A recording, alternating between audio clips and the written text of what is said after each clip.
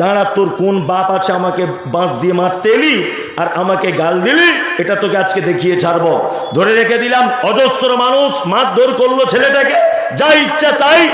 5 মিনিটের ভিতরে দেখছি আমার গাড়ি লক্ষ্য করে বড় বড় বোম মারছে, মানে পরিকল্পিতভাবে বোম মারছে।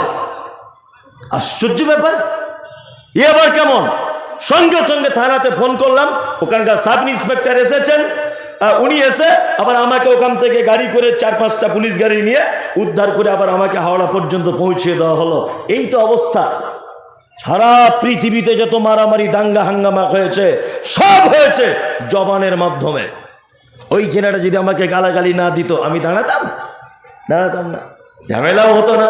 4 জনকে অলরেডি অ্যারেস্ট করা হয়ে গেছে, আবার হয়তো আমাকে কালকে যেতে হতে পারে। যাই হোক, আমি ওই কথা বলতে চাইনি, আমি আপনাকে বোঝাতে চাইছি এটা যে জবান হচ্ছে পৃথিবীর সব থেকে খারাপ জিনিস, দূরে থাকবেন এর থেকে। লোকমান হাকিম তার বেটাকে কয়েকটা উপদেশ দিচ্ছেন, এবার আমি আপনাদের সেই উপদেশগুলো দেব একটা একটা করে। শিক্ষা দিচ্ছেন তার বেটাদেরকে। এক, লোকমান হাকিম তার বেটাদেরকে বলছে, কি বলছেন? وَإِذْ قَالَ لُقْمَانُ لِابْنِهِ وَهُوَ يَعِظُهُ يَا بُنَيَّ لَا تُشْرِكْ بِاللَّهِ إِنَّ الشِّرْكَ لَظُلْمٌ عَظِيمٌ। প্রথম শিক্ষা আপনার বেটাকে এটা দেবেন। লোকমান হাকিম তার বেটাকে বলছে, বেটা কখনোই যেন আল্লাহর সঙ্গে কোনোদিন শিরক করে দিও না। পৃথিবীতে যত পাপ আছে সব থেকে বড় পাপ, তার নাম শিরক। আর শিরক হচ্ছে সব থেকে বড় জুলুম, বড় অত্যাচার। আপনার বেটা বেটিকেও বলে দেবেন ইনশাল্লাহ শিরক করবো না। হ্যাঁ, শিরক করবেন না। শিরক কাকে বলে? এক, আল্লাহর যে ক্ষমতা আছে এই ক্ষমতা পৃথিবীর অন্য কারো আছে, এটা মনে করা কে? শিরক। রুজি ডিপার্টমেন্ট কার হাতে? বাচ্চা কাচ্চা হচ্ছে না, ডিপার্টমেন্ট কার হাতে? আল্লাহর হাতে। ব্যবসা মন্দা, ডিপার্টমেন্ট কার হাতে? আল্লাহর হাতে আছে ডিপার্টমেন্ট, কারো হাতে ডিপার্টমেন্ট নেই। আপনাকে আবার বলে দিচ্ছি আমি, বর্তমান বাজারে ইসলামটাকে অধিকাংশ মানুষকে শিরকের ভিতরে ঢুকিয়ে দিচ্ছে এক শ্রেণীর নামধারী আলেম। কি বলছি বুঝতে পারছেন? আলেম ছাড়া একটা মানুষ শিরক করতে পারে না, কখনোই করতে পারে না। তাবিজ, এটা কি? শিরক। তাবিজ লেখে কে? মৌলভী সাহেব। মৌলভী সাহেব না, মৌলভী সাহেব। মাজারে যাওয়া কি? শিরক। মাজার করে বসে আছে কে? হুজুর। হুজুর না তো ঠাকুর। এই যে সব দাড়িওয়ালা টুপিওয়ালা মাজার করে বসে আছে, সব শিরক। মুর্শিদাবাদে তো অনেক মাজার আছে, এসবগুলো যদি একটা একটা করে বলি না, আপনাদের এলাকাতে তো পীরে ভর্তি। সারা মুর্শিদাবাদ পীর, লালবাগ এলাকা টোটালে সব পীর, তাই না?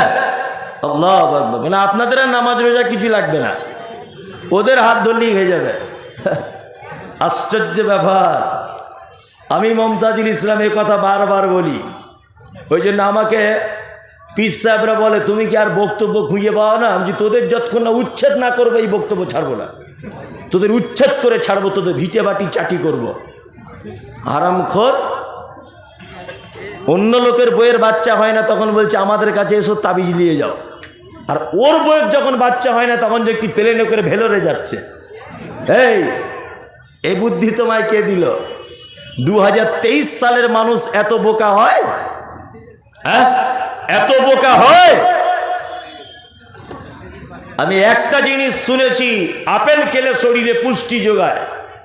কেউ যদি আপেল বগলে বেঁধে ঘোরে একটা উপকার নেই, আছে আর নাই। এই যে কোরআনের একটা আয়াতের অপব্যাখ্যা করেছে, নুনাজ্জিলু মিনাল কোরআন মা হুয়া শিফা। আল্লাহ বলছে কোরআন অবতীর্ণ করেছি, এতে রয়েছে আরোগ্য মোমেনদের জন্য। মোমেনদের জন্য কি? আরোগ্য। হুজুর বলছে আরোগ্য মানে সূরা ফাতিহা পড়ে তাবিজে ঢুকিয়ে হাতে বাঁধো, শিরক। জ্বর হয়েছে, প্যারাসিটামল খেতে হবে। এখন প্যারাসিটামল কেউ যদি গলায় লাল সুতো দিয়ে বেঁধে ঘোরে, তাহলে এটা জ্বর সারবে? সারবে? সারবে? কোরআন পড়ো, এর ভিতরে রয়েছে শিফা। কোরআন তেলাওয়াত করো, এর ভিতরে রয়েছে তোমার জীবনের সফলতা, এর ভিতরে রয়েছে তোমার বরকত, এর ভিতরে রয়েছে তোমার আরোগ্য, এর ভিতরে মেডিসিন, সবকিছু এর ভিতরে। তুমি কোরআন গলায় বেঁধে ঘুরলে চলবে না। শিরক, পৃথিবীতে যত পাপ আছে একটা খাতারনাক পাপ, তার নাম শিরক। এই পাপ করলে আল্লাহ যত রাগে, অন্য পাপ করলে অত রাগে না। আপনাকে একটা জিনিস বলি, আমার বিয়ে হয়েছে নতুন, আমার স্ত্রী খুব সুন্দরী, চরম সুন্দরী, মানে দেখে কোনজন। আচ্ছা বলুন তো, আমার স্ত্রী যে এত সুন্দরী, এটা আমার চুল পরিমাণ কোনো রকমের অবদান আছে? কথা বলুন। ও যে সুন্দরী, এটা কার দান? আল্লাহ। আমি ওই ইমাম সাহেবকে ডেকে 500 টাকা দিয়ে বিয়ে পড়িয়েছি, 500 টাকা দিয়ে। ওর বাপকে রেখেছিলাম অলি হিসাবে, 3 বার কবুল বলে দিয়েছে, হয়ে গেছে, ও আমার বউ। এখন বউ হবার পরে দিলাম কি না, একটা নাকের ফুল, একটা সোনার আংটি, একটা বেনারসি শাড়ি, একটা লাল টুকটুকে ব্লাউজ, এই 3-4টে জিনিস ওকে আমি দিয়েছি গরিবানা মতে। সংসার করছি, সংসার করতে করতে আমি রাজমিস্ত্রি কাজ করি, ব্যাঙ্গালোরে চলে গেলাম বউটাকে রেখে বাড়িতে। 3 মাস পরে বাড়ি আসছি, এসে ঘরের দরজা খুলেই দেখছি আমার সেই বিশ্ব সুন্দরী বউ। আমার ছোট ভাই দেওর হয়, দেওর বলে দুজনে এক বালিশে মাথা দিয়ে গলা ধরে দুজনা শুয়ে আছে বা বসে বসে গল্প করছে। আচ্ছা বলুন, আমি যদি এটা এসে 3 মাস পরে দেখি আমার সুন্দরী বউটা আমার ছোট ভাইয়ের গলা ধরে বসে বসে কানে কানে গল্প করছে আর প্রেম বিনিময় করছে, বলুন তো আমার রাগ হবে কি হবে না? কেন হবে? কেন? দেওর হয়, দেওর বলে কথা একটু হাত দিয়েছে, তো কি হয়েছে? খুব রাগ হবে না? খুব রাগ। ও যদি কারোর সঙ্গে একটু মিষ্টি করে হেসে কথা বলে, তবুও হিংসা হয়, হয় না? হয়।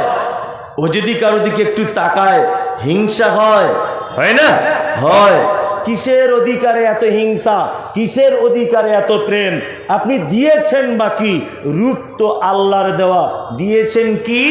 500 টাকা মোহর, সোনার একটা আংটি, একটা বেনারসি শাড়ি, লাল টুকটুকে একটা ব্লাউজ, এই 3-4 হাজার টাকার মাল দিয়ে এত অধিকার দেখাচ্ছেন যে আপনার বউ অন্যজনের দিকে ফিরে একটু হাসলে আপনার জ্বালা ধরে যায়, তাই না? এইবার আপনাকে বলছি, বলুন, জোরে একটু বলবেন, আপনি যে নিঃশ্বাস নেন এটা কার দান? কে দেয়? আল্লাহ।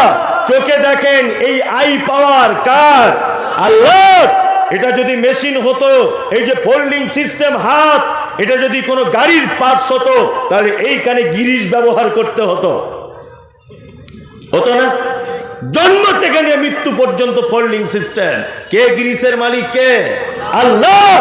যে আল্লাহ অক্সিজেন, যে আল্লাহ জন্ম থেকে মৃত্যু পর্যন্ত আপনার সমস্ত কিছু দান করেছে, বলুন সেই আল্লাহকে বাদ দিয়ে যদি অন্য কারোর গলা ধরতে যান, আল্লাহ রাগ করবে কি করবে না?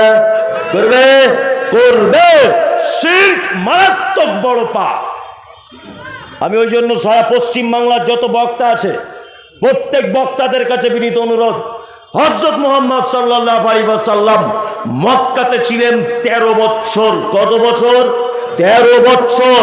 13 বছরে তিনি বক্তব্য রেখেছিলেন একটি মাত্র বিষয়, তাওহীদ প্রতিষ্ঠা করতে হবে, শিরক মুক্ত সমাজ গড়তে হবে। 13 বছরের বক্তব্য ছিল এটা। আজও পর্যন্ত আহলে হাদিস বলে দাবি করে। স্বামী স্ত্রী একটু ঝগড়া হোক, ওর বউ দেখবেন কোনো বাবার কাছে যাচ্ছে গোপনে তাবিজ জানতে, এগুলো ঘটনা ঘটছে। বলছে আহলে হাদিস, আবার ও বলছে আহলে হাদিস। ওর বেটা হয়েছে, রাতে চমকে উঠছে, কাঁদছে। ওর মা তখন পরামর্শ দিচ্ছে, সাইফুল একটু মৌলভী সাহেবের কাছে গেলে হয় না, তাবিজ টাবিজ একটু দিয়ে দিবে, দেখবি ভয়টা আর করবে না। হ্যাঁ, মৌলভী সাহেব দেখছে একটা কাস্টমার এসেছে, অল্প বেতন, যা হয় হবে তো, ফেরে না? মৌলভী সাহেব ভেবেছে অল্প বেতন, যা হয় হবে। এ কথা আমি অনেক জায়গায় বলি, আজকে ডাইরেক্ট যখন তখন বলে দিই। 500 টাকা মৌলভী সাহেব তাবিজ দিচ্ছে দোকানদারকে। দোকানদার জিজ্ঞেস করছে, ভাই কাজ কি? বলছে কাজ মানে ক্যাশ বাক্সই শুধু তাবিজটা রাখবে। দেখবে পাশে যত দোকান আছে সব দোকান বন্ধ হয়ে যাবে, কাস্টমার তোমার দোকানে একেবারে ভিড় গুতুগুতি করবে। তাবিজের এত পাওয়ার। তো যে লাগবে কত, বলছে 500 টাকা ঝেড়ে দিয়েছে। কি বলছি বুঝতে পারছেন? তাই আমি মনে মনে ভাবছি যে ইমাম সাহেব বেতন কত হে? বলছে 4,500। আর তুমি যখন তাবিজ দিয়ে সব দোকান বন্ধ করে দিতে পারছো, ওর ক্যাশ বক্সে টাকা ভর্তি করে দিতে পারছো, তা তুমি মসজিদের সেক্রেটারি বানিয়ে ইসরায়েলকে একটু তাবিজ করে কিছু টাকা বাড়িয়ে নাও না বেতনটা, তাহলে বলবো তোমার তাবিজের কাজ।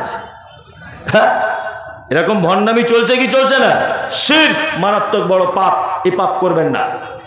ইনশাল্লাহ আমরা আমাদের পরিবারকে শিরক থেকে বাঁচাবো ইনশাল্লাহ।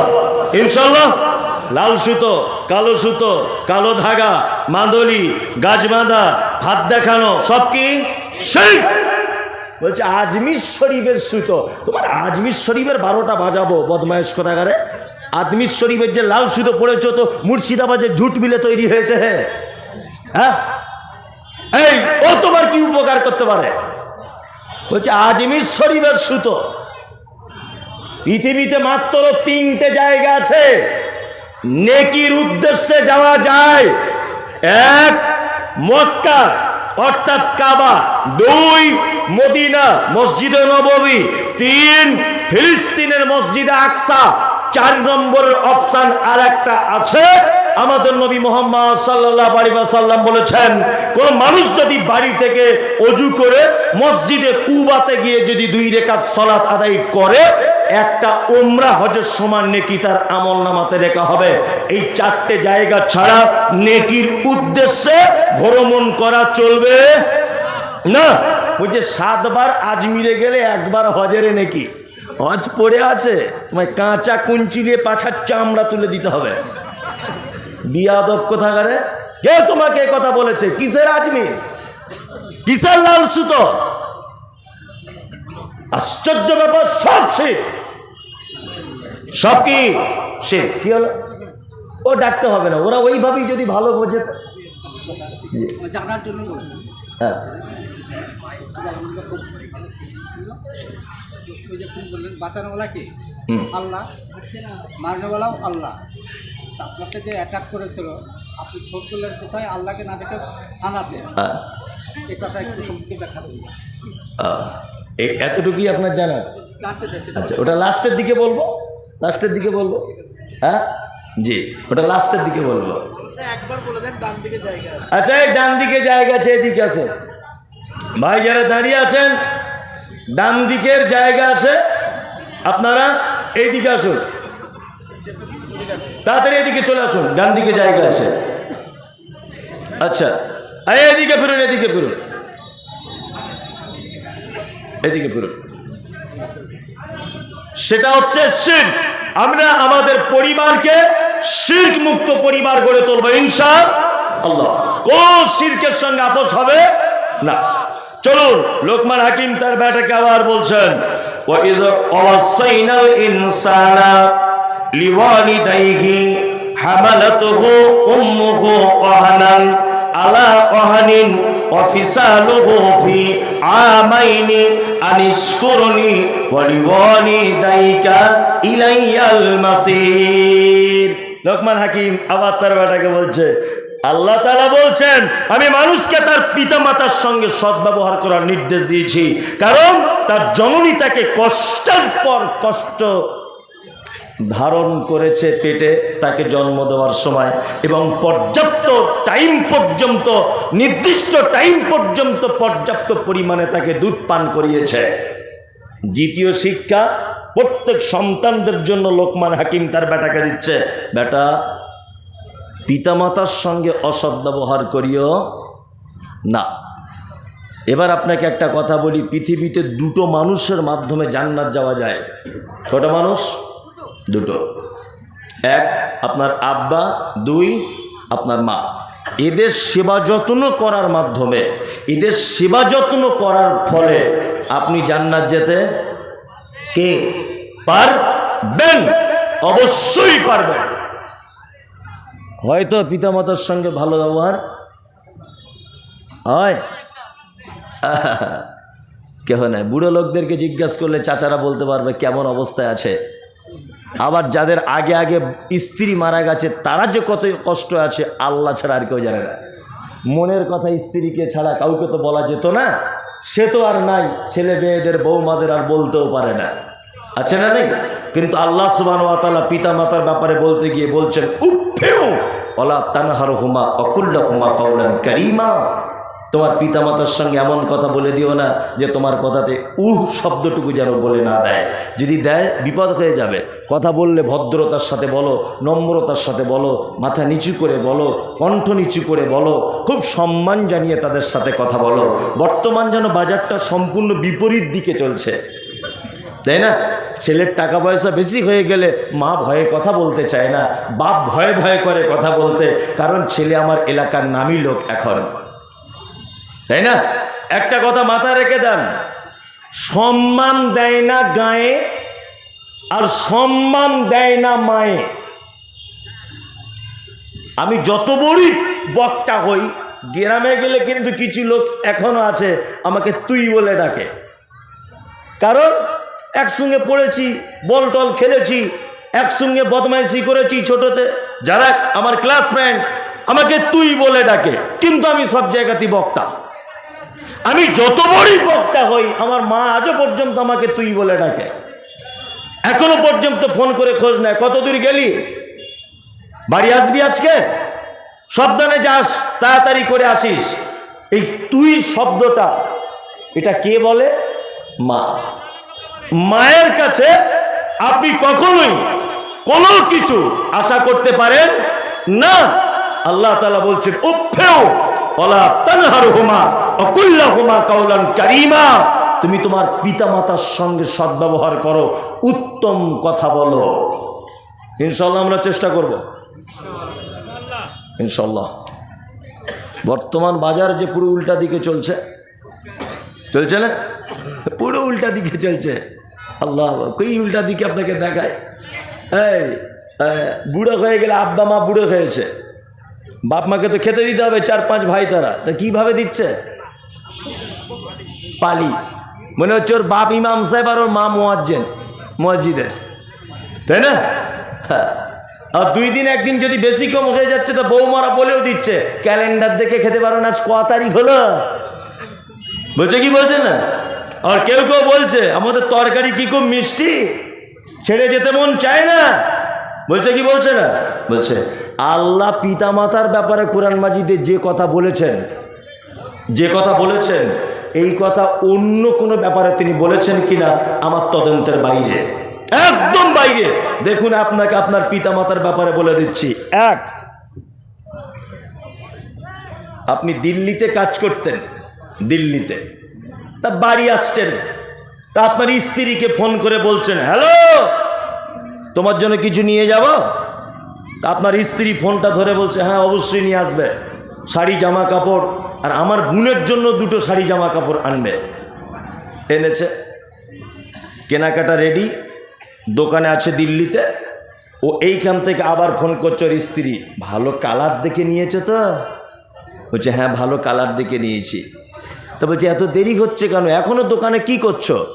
তখন ওই লোকটা বলছে দিল্লিতে বসে বসে যে সবার কেনাকাটা রেডি, এবার আমার মায়ের জন্য একটা শাড়ি আর বাপের জন্য একটা লুঙ্গি কিনবো, ঈদের দিনে পড়বে তাই। ওর স্ত্রী তখন বলছে ঠিক এই ভাষাতে, কেন প্রত্যেক বছর তুমি কেন আব্বা মায়ের লুঙ্গি জামা দিতে যাবে? তোমার আর 3টে ভাই চোখে দেখতে পাই না? চলে এসো বাড়ি। ও বাড়ি চলে এলো। 4 ভাই দিল্লি থেকে ফিরেছে, ঈদের দিনে মসজিদে তাকবীর হচ্ছে, আল্লাহু আকবার আল্লাহু আকবার, লা ইলাহা ইল্লাল্লাহ, আল্লাহু আকবার আল্লাহু আকবার, ওয়ালিল্লাহিল হাম। তাকবীর হচ্ছে, সবাই নতুন জামা কাপড় পরে ঈদগাহে যাচ্ছে নামাজ পড়তে। আপনার 85 বছরের 90 বছরের আব্বা সেও বাড়িতে আছে। তোমাদের 4 ভাইয়ের 2 তলা করে বাড়ি, তোমার মা সিঁড়ি দিয়ে উঠতে পারে না, ওই জন্য 4 ভাই সিদ্ধান্ত নিয়েছে মশারি টাঙিয়ে ছোট ভাইয়ের সিঁড়ির ঘরের তলাতে তোমার মায়ের বিছন করে দেওয়া হয়েছে।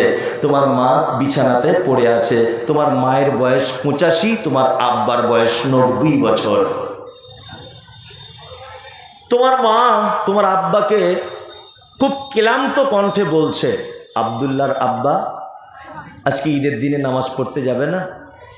বলছে যাবার তো খুব ইচ্ছা, গোসল করাও হয়নি, নতুন জামা কাপড়ও নাই, কি পরে যাব? আপনার মা তখন হাতে পায়ে কোনো রকম হেঁটে বাক্স থেকে একটা পুরাতন লুঙ্গি বার করে দিয়ে বলেছে, যেমন হোক করে একটু গোসল করে তুমি ঈদগাহে যাও, ঈদের নামাজটা অন্তত পক্ষে পড়ে এসো। ঈদের নামাজ পড়তে গেল, নামাজ পড়ে সবাই চলে এলো। তোমার 90 বছরের আব্বা লাঠি নিয়ে আস্তে আস্তে আস্তে আস্তে তোমাদের মেন গেটের সামনে এসে বসে আছে। দুপুর 2টো বাজে, 4টে বৌমা কেউ খোঁজ নিল না যে আব্বা মা কি করছে ঈদের দিন, আজকে কি খাচ্ছে তারা, কেন এই অবস্থা। অনেক বাপ মা এই অবস্থায় দিন কাটাচ্ছে না? কাটাচ্ছে। 2টো বাজে, কোনো বৌমার খোঁজ নেই যে এক গ্লাস চা করে আমার আব্বা শ্বশুরকে দিয়ে আসি, খোঁজ আছে? কেন? তোমার মায়ের এই অবস্থা কেন? মশারির ভিতরে পায়খানা করে বসে আছে ঈদের দিনে? তোমার মায়ের এই অবস্থা কেন? হ্যাঁ, তোমার মা হচ্ছে পৃথিবীর সব থেকে খারাপ মহিলা, তোমার মা হচ্ছে পৃথিবীর সব থেকে বদমাইশিনী নারী। এই জন্য তার অবস্থাই। তোমার মায়ের বদমাইশিটা বলবো? তোমার মায়ের অপরাধটা একটা দুটো বলি। তোমার মা ছিল রঞ্জিত পাড়ার সব থেকে পর্দাশীল মহিলা, জীবনে কোনো পরপুরুষের মুখ দেখাতো না। আলেম ওলামাকে দেখলে ঘোমটা দিয়ে বাড়ি চলে যেত, কারোর সঙ্গে কোনোদিন কথা বলতো না। এটা তোমার মায়ের চরিত্র ছিল। তুমি যেদিন পেটে এসেছিলে, তোমার মায়ের পেটে বেদনা যেদিন শুরু হয়েছিল, তোমার মা সেদিন হসপিটালে পরপুরুষ ডাক্তারের সামনে বহরমপুরে শাড়ি ব্লাউজ খুলে উলঙ্গ হতে হয়েছিল তোমাকে পৃথিবীর আলো দেখানোর জন্যে। যে মা কাউকে মুখ দেখায়নি, তোমার মতো ছেলেকে জন্ম দিতে গিয়ে হসপিটালে পরপুরুষ ডাক্তারের সামনে তার লজ্জার স্থান দেখিয়ে দিয়েছিল, এটা তোমার মায়ের জীবনের 1 নম্বর ভুল। তোমার মায়ের দ্বিতীয় ভুল কি? তোমার মায়ের মাথার চুলগুলো কালো কুচকুচে হাঁটু পর্যন্ত দুলতো। তোমার মা তোমার মতোই অপদার্থ ছেলেকে জন্ম দিতে গিয়ে লাল তাজা রক্তে তোমার মায়ের কালো চুলগুলো জমাট বেঁধে গিয়েছিল, এটা তোমার মায়ের জীবনের দ্বিতীয় বড় ভুল। তোমার মায়ের 3 নম্বরের ভুল, তোমার মা জীবনে কোনোদিন ইনজেকশন পর্যন্ত দিতে পারতো না, ভয় করতো, খুব ভয় করতে ইঞ্জেকশন দিতে। তুমি যেদিন পেটে এসেছিলে, ডাক্তারবাবু বলেছে বাচ্চা জন্ম হবার সময় এরকম ভাবে থাকে, তোমার পেটে হাড়াহাড়ি বাচ্চা লেগে গেছে, ডেলিভারি করা সম্ভব হচ্ছে না। মা সেদিন কাঁদো কাঁদো কণ্ঠে বলেছিল, ডাক্তারবাবু আপনার কাছে অকুল আবেদন, যদি ধারালো অস্ত্র আপনার কাছে থাকে, দয়া করে আপনি আমার পেট কেটে আমার বাচ্চাকে জন্ম দেন, আমার বাচ্চাকে পৃথিবীর আলো দেখান, আমি তার মুখ দেখলে আমার সব কষ্ট দূর হয়ে যাবে। তোমার যে মা ইনজেকশন দিতে ভয় করত, সেই মায়ের সাদা হাঁসের ডিমের মতো ফর্সা চামড়াটা এক বিদ্যা ডাক্তারবাবু জীবিত মানুষের পেট কেটে আর একটা জীবিত মানুষের জন্ম দিয়েছিল। সেই যে মোটা সুচ আর সুতো দিয়ে তোমার মায়ের পেট সেলাই করা হয়েছে, আজও পর্যন্ত 90 বছরে তোমার মা তার ব্যথা অনুভব করে। এর নাম হচ্ছে তোমার মায়ের বদমাইশি। তোমার মায়ের 4 নম্বরের বড় ভুল আছে। কি ভুল? চিকিৎসা বিজ্ঞানীরা বলেছে প্রত্যেক বাচ্চা তার মায়ের প্রতিদিন 8 বার করে দুধ পান করে, এক বার 250 গ্রাম দুধ পান করাতে হয়। কোরআনের ভাষাতে 30 মাস দুধ পান করাতে হয়। 50 টাকা যদি দুধের কেজি হয়, একটা মা তার বাচ্চাকে 90,000 টাকা দুধ পান করায়। এটা তোমার মায়ের চরম ভুল যে তোমার মতো অপদার্থ ছেলেকে 90,000 টাকা দুধ পান করিয়েছে। তোমার মা মানে তুমি কোনোদিন ভেবে দেখেছ? তোমার মা তোমাকে নিয়ে তোমার নানির বাড়ি যাচ্ছিল, বাসে উঠেছে, কোলে করে তোমাকে কন্ট্রাক্টর দয়া করে তোমার মাকে একটা সিট ব্যবস্থা করে দিয়েছে। তোমার বয়স তখন 1.5 বছর। তুমি তোমার মাকে বারবার আঁচল ধরে টানচর বলছো, মা একটু দুধ দে না, একটু দুধ দে না, মা একটু দুধ দে না। তোমার মা রঞ্জিতপুরের পাড়া গ্রামের মেয়ে, লজ্জাশীল মহিলা, লজ্জা করছে কি করে বাসের ভিতরে দুধ দেব।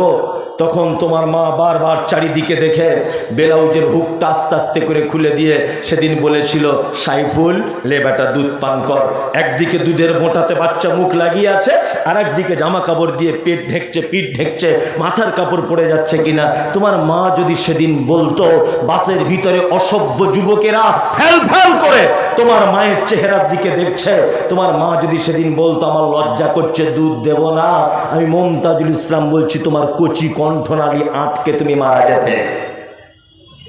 তোমার বাপ মানে তুমি জানো, তোমার বাপ মানে ওই পুরুষ তোমাকে আলামিন মিশনে পড়াবে বলে রাত 2টার সময়তে তোমার আব্বা মাছ ধরা কাজ করত, পরের পুকুরে জাল টেনে টেনে মাছ ধরত।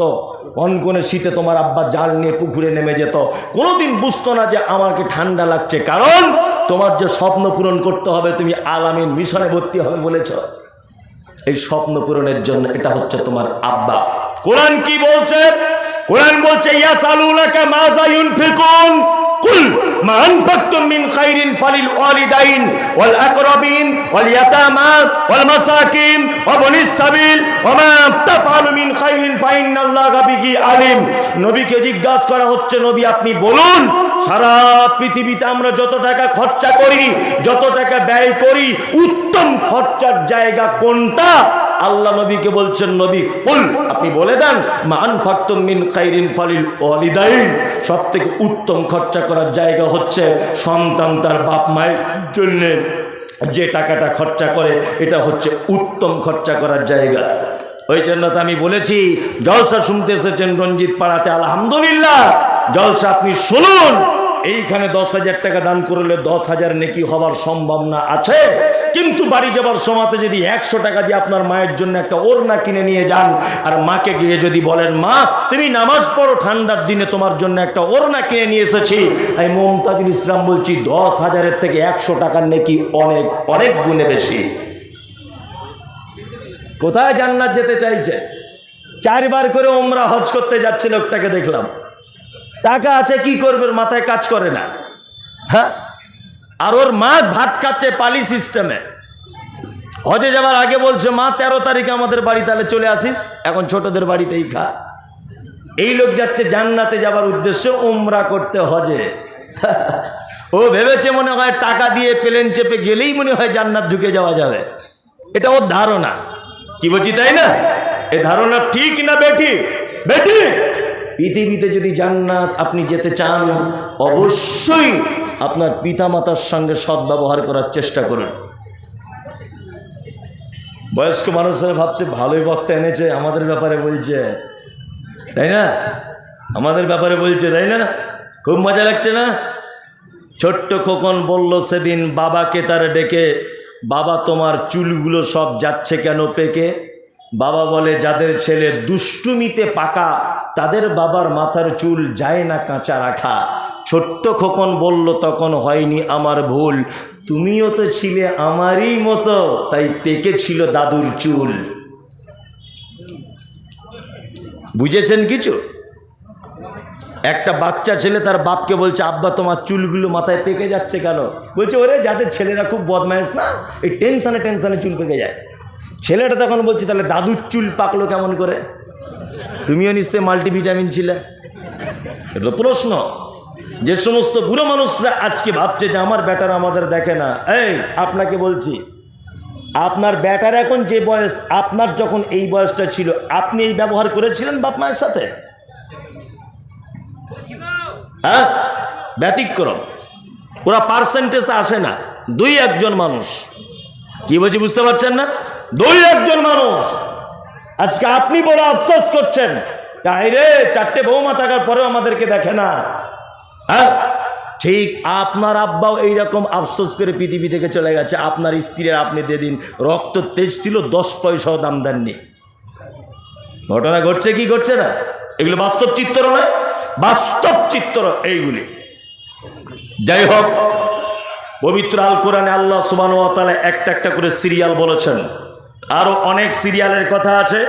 আল্লাহ তাআলা তারপরে বলছেন যে তোমার পিতামাতার ভিতরে কেউ যদি একজন তোমাকে যদি বাধ্য করে আল্লাহর সঙ্গে শিরক করো, আর সেই ব্যাপারে তাদের যদি কোনো জ্ঞান বুদ্ধি না থাকে, তবুও তুমি আল্লাহর সঙ্গে শিরক করবে কি না? শিরক মারাত্মক ভয়াবহ বড় পাপ। আল্লাহ এই কথা পবিত্র আল কোরআনে বলেছেন, আমি অনুবাদ করে আপনাদেরকে এতক্ষণ পর্যন্ত শুনিয়ে দিয়েছি। বলতে বলতে এখন বাজে 9:30। এটা একটা মাদ্রাসার প্রতিষ্ঠানের জলসা, আর এই প্রতিষ্ঠানগুলি আপনাদের আর্থিক সহযোগিতায় চলে। কি বললাম বুঝলেন? আপনাদের আর্থিক সহযোগিতায় চলে। আমি এটা জানি যে যদি 10-20 টাকা চাই আপনাদের কাছে, অ্যালার্জি শুরু হয়ে যাবে, এখনই লোক পালাবে, তাই না? তা আপনার কাছে অনুরোধ, টাকা দিবেন না দিবেন ওটা আপনার ব্যাপার, আপনি অন্তত বসে থাকুন। কি বললাম বুঝলেন? আপনি অন্তত পক্ষে বসে থাকুন, টাকা দিবেন না দিবেন ওটা আপনার ব্যাপার, ওটা অন্তত পক্ষে আপনি বসে থাকুন। দয়া করে যারা এখানে বসে আছেন, সকলেই আমরা আছি। অনেকজনের আব্বা মারা গেছে, অনেকজনের মা মারা গেছে, অনেকজনের আত্মীয় স্বজন মারা গেছে। মৃত মানুষের জন্য একটি মাত্র দরজা খোলা আছে, তার নাম সাদকা বা দান। কি বললাম বুঝলেন? এবার একটা চমৎকার ঘটনা আপনাদের সামনে বলছি, মনোযোগ সহকারে শুনুন। আমাদের নবী মুহাম্মদ সাল্লাল্লাহু আলাইহি ওয়াসাল্লাম পৃথিবী থেকে যেদিন বিদায় নিয়েছিলেন, অর্থাৎ মারা গিয়েছিলেন, দিনটির নাম কি? সোমবার, তাই তো? সোমবার। বৃহস্পতিবারের দিন তিনি অসুখে পড়েছিলেন, মারাত্মক অসুখে। বৃহস্পতিবারের মাগরিবের নামাজ তিনি জমাত সহকারে শেষ পড়েছেন, আর প্রথম 2 রেকাতে কোরআন তেলাওয়াত করেছিলেন সূরা মুরসালাত, যার শেষ আয়াত ছিল ফাবি আইয়ি হাদিসিম বাদাহু ইউমিনুন। আল্লাহ বলছেন যে তোমরা কি এর পরেও অন্য কোনো কথার উপরে ঈমান আনবে? নবীজি যেন উম্মতের উদ্দেশ্যে এই কথাটা বার্তা দিতে চেয়েছিলেন। মাগরিবের সালাত শেষ, এশার জন্য আল্লাহ নবী সাল্লাল্লাহু আলাইহি ওয়াসাল্লাম ওযু করলেন একবার। এগুলো ইসলামিক তারিখ থেকে ভালো পাওয়া যায়। আমি একটা বই থেকে পড়ে এসে আপনাকে বলছি, আপনিও পড়ে নেন। সিরাতুর রাসূল, বাংলাদেশের একজন প্রখ্যাত আলেম ডক্টর আসাদুল্লাহ আল গালিব, ওনার এই বইটা পড়বেন। একেবারে শেষের দিকে লেখা আছে, আমি বইটা প্রতিনিয়ত পড়ি, 2-4 বার দেখি যেগুলো দরকার হয়। তা একবার অজু করলেন, বেহুশ হয়ে গেলেন, আবার অজু করলেন, আবার বেহুশ হয়ে গেলেন, তৃতীয়বার অজু করলেন। তখন আল্লাহ রসুল বেহুশ হয়ে যাবার সময়তে ইশারা করে যেন বলতে চাইলেন আবু বক্করকে, আবু বক্কর ইমামতি করতে চলে যাও। হযরত আবু বক্কর সিদ্দিক রাদিয়াল্লাহু তাআলা আনহু তিনি ইশারাটা বুঝতে পেরে ইমামতির দিকে এগিয়ে চললেন, কিন্তু মন চাইছে না, তখন আল্লাহ রসুল বেঁচে আছেন। হযরত আবু বক্কর নবীজি বেঁচে থাকা অবস্থায় 17 ওয়াক্তের ইমামতি করেছেন। কত ওয়াক্তের? 17 ওয়াক্তের। হযরত আবু বক্কর ইমামতি করতে চলে গেলেন। 2 দিন, একদিন ইমামতি করলেন। আম্মাজান আয়েশা সিদ্দিকা রাদিয়াল্লাহু তাআলা আনহা ব্যাপারটিতে আপত্তি জানালেন, কারণ আল্লাহ রসুল মারা যাবার আগে শেষ পালিতে তিনি ছিলেন আয়েশার কাছে। সমস্ত বিবিরা সিদ্ধান্ত নিয়েছিলেন আয়েশার কাছে আল্লাহ রসুল শেষ জীবনটা থাকুক, তাই না? আয়েশা এখন ভাবছেন যে আমার আব্বা যদি প্রতিদিন ইমামতি করে তাহলে অন্যান্য লোক রাগ করবে, এবং এটা ভাবতে পারে যে আমার আব্বা বলে আমি হয়তো আল্লাহর নবীকে গোপনে কিছু ভাঙচি দিয়েছি, এরকম ব্যাপার হতে পারে। আল্লাহ নবী সাল্লাল্লাহু আলাইহি ওয়াসাল্লামের কাছে অবজেকশন জানিয়েছিলেন আম্মাজান আয়েশা সিদ্দিকা রাদিয়াল্লাহু তাআলা আনহা, কিন্তু আল্লাহ নবী আয়েশার এই সিদ্ধান্তকে নাকচ করে দিয়ে বলেছিলেন, না, কখনোই নয়, আবু বক্কর ইমামতি করবে, আবু বক্কর ইমামতি করবে। দিন চলে এলো শনিবার। আল্লাহ রসুল সাল্লাল্লাহু আলাইহি ওয়াসাল্লাম একটু সুস্থতা বোধ করলেন, যে আমি যেন একটু সুস্থ। দুইজন সাহাবীকে ডাকা হলো, দুইজন সাহাবীর কাঁধে ভর দিলেন। ভর দেওয়ার পরে আল্লাহ রসুল নববীতে ঢুকলেন। যখন নববীতে ঢুকছেন তখন আবু বক্কর ব্যাপারটা বুঝতে পেরে পিছনে চলে আসার একটা সিদ্ধান্ত নিলেন। আল্লাহ রসুল ব্যাপার বুঝতে পেরে আবু বক্করকে ইশারা করে বললেন, আবু বক্কর নিজের জায়গাতে দাঁড়াও, ইমামতি করো। আল্লাহ রসুল আবু বক্কর ইমামতি করছেন জোহরের। আল্লাহ রসুলকে গিয়ে বসানো হলো আবু বক্করের বাম দিকে। আল্লাহ রসুল এখন হলেন ইমাম, আবু বক্কর হয়ে গেলেন সাথে সাথে মোকাব্বির।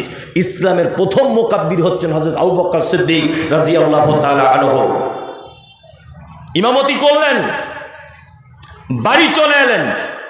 বাড়িতে এসেই আম্মাজান আয়েশা সিদ্দিকা রাদিয়াল্লাহু তাআলা আনহাকে ডেকে বলছেন, আয়েশা আয়েশা, আচ্ছা আমাদের বাড়িতে কি কোনো সম্পদ আছে? তা আম্মাজান আয়েশা বলছেন, আমি সিরাতুর রাসূল থেকে বলছি যে আমাদের বাড়িতে 5টা থেকে 9টা স্বর্ণের কয়েন আছে, অর্থাৎ দিনার। 5টা থেকে কটা? 9টা। আল্লাহ রাসূল তখন আম্মাজান আয়েশাকে বলছেন, আয়েশা আরে এগুলো এখনো পর্যন্ত দান করে দিলে না? আম্মাজান আয়েশা বলছেন, আল্লাহ রসুল আপনি অসুস্থ, ব্যস্ত ছিলাম, এই কারণে দান করা হয়নি। আল্লাহ রসুল তখন বলছেন, আয়েশা শোনো, কোনো নবীর পক্ষে, কোনো ইমানদার মানুষের পক্ষে এটা সম্ভব নয় যে এত নিকৃষ্ট সম্পদ নিয়ে আল্লাহর সঙ্গে মোলাকাত করবে। তার মানে আল্লাহ রসুল বোঝাতে চেয়েছেন, আয়েশা তুমি যদি এটা দান করে দিতে আর আমি পৃথিবী থেকে চলে যেতাম তাহলে এটা আমি আখিরাতে পেয়ে যেতাম। যদি এটা আমি রেখে চলে যাই তাহলে এটা হচ্ছে একটা নিকৃষ্ট সম্পদ। তার মানে আপনাকে বোঝাতে চাইছি এটা যে পৃথিবীতে যেগুলো রেখে যাচ্ছেন, আপনি ভাবছেন যে বেটার ভবিষ্যৎ করছি, অনেক মানুষ ভাবছে না কি বলছে বেটার ভবিষ্যৎ করছি, অনেক লোক আছে বলছে না, বলছে আপনি মারা যান, আপনার বেটা জীবনে কোনোদিন আপনার কবরটা পর্যন্ত দেখতে যাবে না। যাবে? যাবে, কখনোই যাবে না। ওসব ভ্রান্ত পথ থেকে চলে আসুন। আপনার কাছে বিনীত অনুরোধ, অত্র প্রতিষ্ঠান উল্লেখযোগ্য শিক্ষা প্রতিষ্ঠান, কমিটি এরা খুব কড়া পদক্ষেপ গ্রহণ করছেন। আমি যা শুনলাম এসে থেকে আপনাদের কাছে বিনীত অনুরোধ, উক্ত প্রতিষ্ঠানে আপনাদের জাকাত সাদকা সাধারণ দান দিয়ে আপনারা একটু সহযোগিতা করুন। এটা ভাববেন না যে মমতাজুল সাহেব মনে হয় শুরু করে দোয়া করবে বানিয়ে বানিয়ে, ওটা আমি আগে করেছি, তখন জানতাম না, যেদিন থেকে জেনেছি এটা চলবে না সেদিন থেকে ত্যাগ করে দিয়েছি, আর করি না। আল্লাহ রসুলের শেখানো দোয়া, এই দোয়াটা আপনার জন্য একটু করব। আমি মুসাফির হিসাবে এতটুকু বলতে পারি, আল্লাহ আপনার মালে বরকত দিক, আল্লাহ আপনার জানে বরকত দিক, এতটুকু বলতে পারবো। বিনীত অনুরোধ যে আপনারা কেউ উঠবেন না, আর একজন বক্তা আছেন আমার পরে, তিনি বক্তব্য রাখবেন। আজকের জলসার যিনি প্রধান বক্তা শেখ নূর মোহাম্মদ সাহেব, তিনি আসছেন, অলরেডি তিনি বিশ্রামরত অবস্থাতে, তিনি এখনই চলে আসবেন। আসুন ভাই, একটু মাদ্রাসাকে মেহরবানি করুন, দয়া করুন একটু।